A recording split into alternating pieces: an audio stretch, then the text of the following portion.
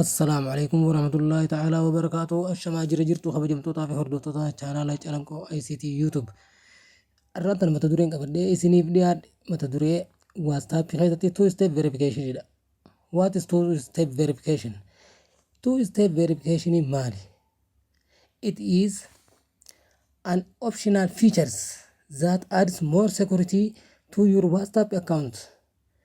And two-step verification adds an extra layer of the security to your Google account.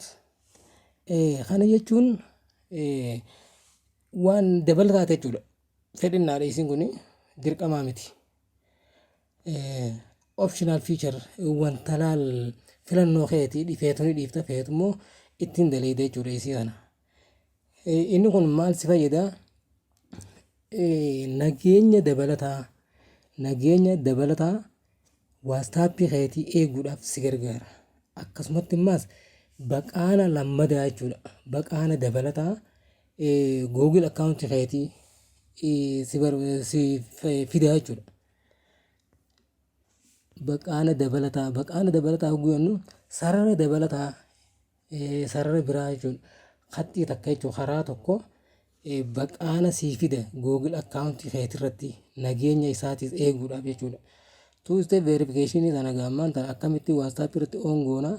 Inni kun wanni si fayyadu akka namni WhatsApp ta'e si hatuu hin dandeenye. Fakkeenyaaf Google account keetii illee yoo ni fidagatte kanaan WhatsApp kanaanis meeseejiin si dhufti. Google account Google Gmail illee si fayyada jechuudha. Access godhuudhaaf si fayyada.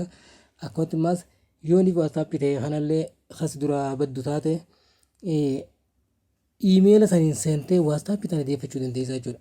Kanaaf isa kana eessaanii on goona jechuudha.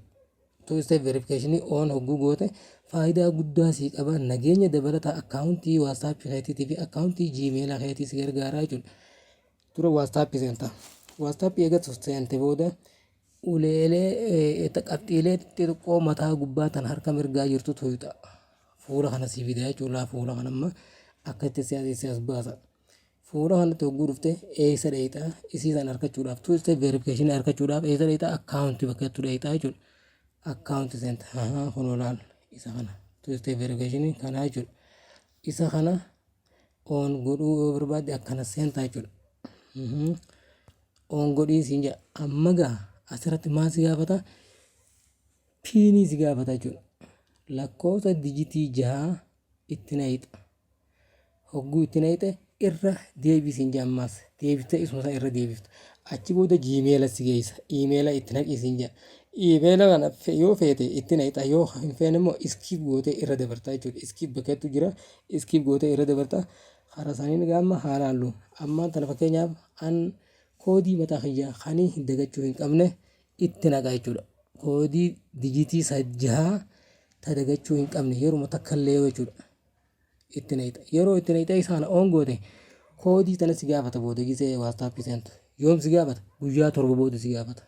Torbaan si gaafata jechuudha. Guyyaa 7 si gaafata malee guyyuu koodii itti naqisee hin jiru. Guyyaa 7 kanatti maaliif si gaafata?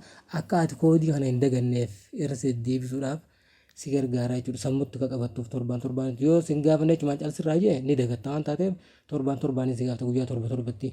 Kanaaf amma gaa mee haatti naqumanis koodii akkaataatti on godhan. Fakkeenyaaf akkama godhu tokko 2 3 haa jedhuuni. Tokko 2 3. Ilaal email si fidee jechuudha amma. Email kana yoo ni itti naquun barbaanne skip gootee bira kutta laal isa mataa gubbaa kana skip gootee bira kutta amma ani itti naqee haa isin garsiisu jechuudha amma email kana.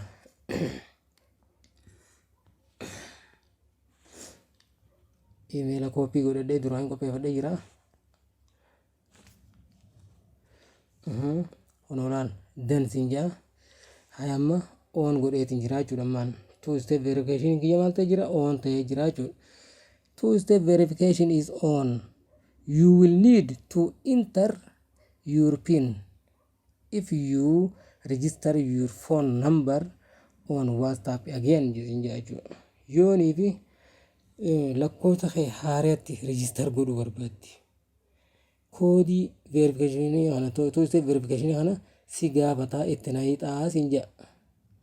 haala kanaan on godha amma of godhuu barbaaddes of kan tuqxe amma irraa abdii deebita jechuudha amma on godheetiin jira kanaafuu haala kanaan two step verification hedduu si fayyada haala kanaan waastappii teetis nageenya waastappii keetiitii fi nageenya google akkaawuntii keetii eeguudhaaf si fayyada two step verification on godhadhu kun hedduu waan si fayyaduuf hedduu si barbaachisa YouTube kana amma mata duree irratti qabadhee dhiyaadha kun gabaabaadha mata duree gabaabaadha YouTube kana akka laalte laal yoo sitti tole wanni kun sitti tola jeetiin abadan sitti tola kanaaf share like godhi akkasumatti mas comment godhi subscribe dhimma ijooti subscribe gootu malee bira hin dabrinii akkasitti na hordofaadha hanga mata duree biraa qabannee walitti dhiyaanutti nagaan turaadhaan afeerraa kiyya.